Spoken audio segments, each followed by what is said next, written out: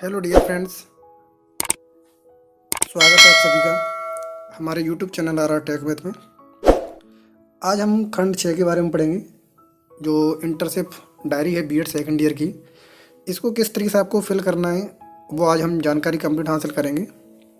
तो सबसे पहले अगर आप हमारे चैनल को पहली बार विजिट कर रहे हैं और आपने अगर अभी तक हमारे चैनल को सब्सक्राइब नहीं किया है तो सबसे पहले चैनल को सब्सक्राइब करें और बेल आइकन को प्रेस करें, जिससे नई नई वीडियो जो है वो आपको सबसे पहले पहुँच सकें आप तक।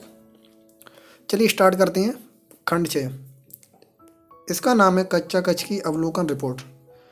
तो इसके बारे में आपको विवरण पूरा लिखना है, यहाँ पर सारी जानकारी इसके अंदर बतानी है आपको। तो यहाँ पर सबसे पहले पूछा गया है कच्चा कच का भौतिक वातावरण कैसा है। तो यहाँ पर मैंने 4 पॉइंट लिखे हैं। इस तरीके से आपको पॉइंट लिखने हैं कि कच्चा कच का जो संचालन है वो 4 दीवारें के कमरे में होता है। कच्चा कच का आंतरिक और बाहरी वातावरण उत्तम है। कच्चा कच का जो धरातल है वो समतल है। कच्चा कच के बाहर सुंदर प्राकृतिक दृश्य हैं। इस तरीके से आपको लिखना है। इसके बाद सामाजिक वातावरण बताना है। तो कच्चा कच का जो सामाजिक वातावरण है वो पारस्परिक सौंदर्यपूर्ण है, आपसी भाईचारा और समन्वय पर आधारित है। इस तरीके से इसके बारे में भी लिखना है आपको। नंबर पॉइंट 3 पर कच्चा कच के जो बालक हैं उनकी सांवेगिक स्थिति कैसी है उनके बारे में बताना है। तो बालकों का जो सांवेगिक व्यवहार है वो सामान्य है। बालकों में नई जानकारी प्राप्त करने की संवेग उत्पन्न होती हैं। ये हमने उनके बारे में विवरण बता दिया। इसी तरीके से एक पॉइंट और लिखा है हमने, बालक अपनी संवेगात्मक प्रवृत्ति से प्रश्न भी पूछते हैं।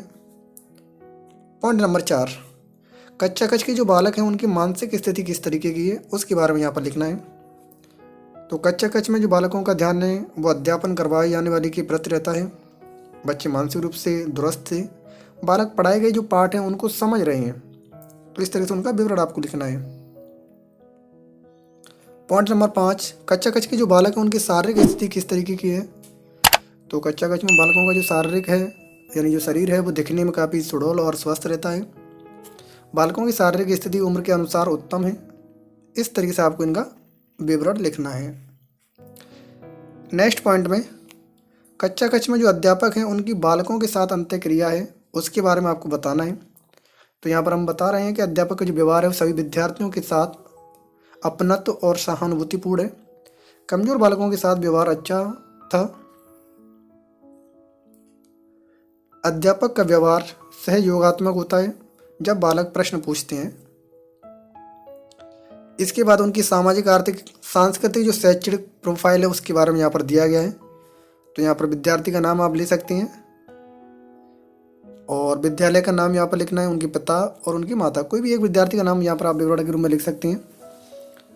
फिर यहाँ पर उनके गांव के बारे में जो सामान्य जानकारी वो आपको यहाँ पर लिखनी है। तो मैंने यहाँ पर लिख दिया इनके रूप में थोड़े थोड़े। इस तरीके से यहाँ पर आपको इनके बारे में लिखना है। उनका व्यवसाय क्या है, उनकी आय क्या है, माता क्या काम करती हैं, ये सारी चीज़ें आपको यहाँ पर लिखनी है। तो इसी तरीके से आपको लिखना है, कंप्लीट भी करना है। यहाँ पर हमने इसके बारे में लिखा है कि सांस्कृतिक प्रोफाइल किस तरीके की, तो है यहाँ पर हमने सारी चीज़ें बताई हैं। भागीदारी लेते हैं या नहीं लेते हैं, कौन कौन से कार्यक्रम में उन्होंने भागीदारी ली है, देश की संस्कृति का ज्ञान है या नहीं है, इस तरीके से आपको जवाब देने हैं इनके। इसके बाद यहाँ पर शैक्षिक प्रोफाइल के बारे में बताना है कि उनका शैक्षिक जो प्रोफाइल है उसमें किस तरीके के उनके गुण हैं। तो वर्तमान कक्षा में शैक्षिक स्थिति उनकी किस तरीके की है ये हमने यहाँ पर बता दी है। इसी तरीके से यहाँ पर वाद विवाद जो प्रतियोगिताएं हैं उनमें क्या भाग लेते हैं, किस तरीके की वो पुस्तकों का अध्ययन करते हैं, उनके बारे में यहाँ पर आपको लिखना है। और इसी तरीके से आपको यस और नो में जहाँ पर जवाब देने हैं। तो यहाँ पर हमने पॉइंट जो हैं उनके आंसर यहाँ पर दिए हैं कि विद्यालय के जो कार्य है वो समय पर करते हैं, हाँ करते हैं। सभी कक्षाओं में नियमित उपस्थिति होती है, हाँ उपस्थित होती हैं। अतिरिक्त कक्षाओं में भागीदारी करता है बालक, हाँ करता है। अपने साथियों से शैक्षिक चर्चाएं करता है, जी हाँ। तो इस तरीके से आपको ये विवरण इसमें पूरा देना है। लास्ट में यहाँ पर आपको इन्हीं पॉइंटों के आधार पर यहाँ पर थोड़ा उनका दृष्टिकोण बनाते हुए उनका उल्लेख करना है कि ये सारी चीज़ें जो हमने इसके अंदर पढ़ी हैं उसके बारे में क्या क्या आप यहाँ पर समझी हैं, तो उसका उल्लेख आपको यहाँ पर करना है। हालांकि मैंने यहाँ पर नहीं लिख पाया है, लेकिन आप यहाँ पर इन पॉइंटों के आधार पर विद्यार्थी के बारे में बता सकती हैं कि बालक में किस तरीके की दृष्टिकोण बनती हैं। तो वो यहाँ पर थोड़ा थोड़ा उनके बारे में 2-2 पॉइंट यहाँ पर लिखनी है। तो इस तरीके से आपका ये जो है खंड वो आपका कंप्लीट हो जाएगा। और इसी तरीके से आपको सारी जो डिटेल है वो इसके अंदर कंप्लीट भरनी है। तो मैं समझता हूँ आपको सारी जानकारी अच्छी समझ में आ गई होंगी। अगर फिर भी कोई डाउट रहता है तो आप कमेंट करके पूछ सकते हैं। तो आज के लिए इतना ही। अगर वीडियो अच्छी लगी तो वीडियो को लाइक करें, कमेंट करें और ज़्यादा से ज़्यादा लोगों तक शेयर करें। तो आज के लिए इतना ही।